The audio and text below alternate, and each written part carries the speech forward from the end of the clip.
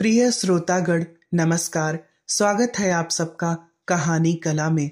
आइए सुनते हैं आज के कहानी कार्यक्रम में दो सिर वाला जुलाहा।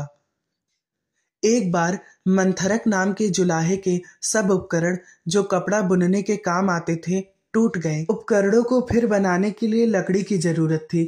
लकड़ी काटने की कुल्हाड़ी लेकर वह समुद्र तट पर स्थित वन की ओर चल दिया।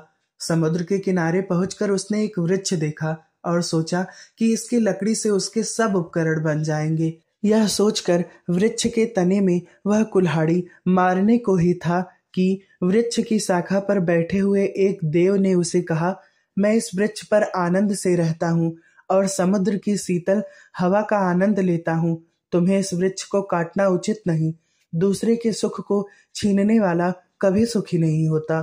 जुलाहे ने कहा, मैं भी लाचार हूँ। लकड़ी के बिना मेरे उपकरण नहीं बनेंगे, कपड़ा नहीं बुना जाएगा, जिससे मेरे कुटुंबी भूखे मर जाएंगे।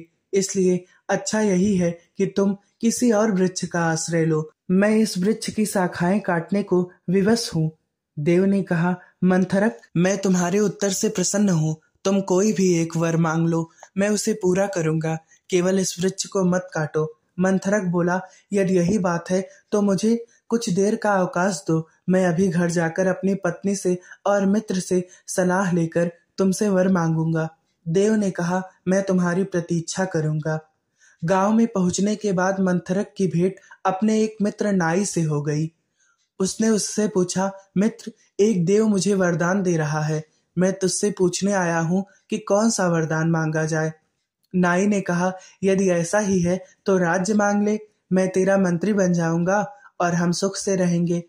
तब मंथरक ने अपनी पत्नी से सलाह लेने के बाद वरदान का निश्चय करने की बात नाई से कही।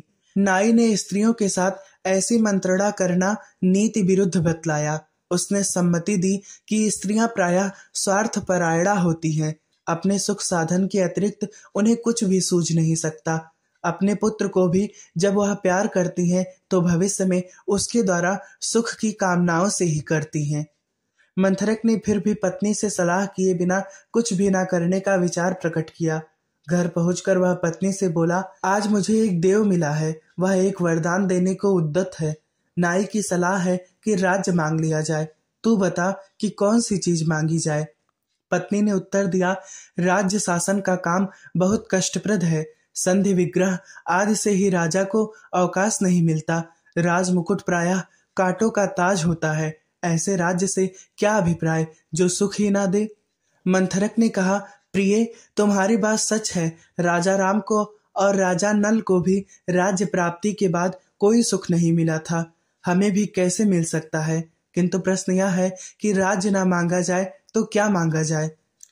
मंथरक की पत्नी ने उत्तर दिया, तुम अकेले 2 हाथों से जितना कपड़ा बुनते हो उससे भी हमारा व्यय पूरा हो जाता है।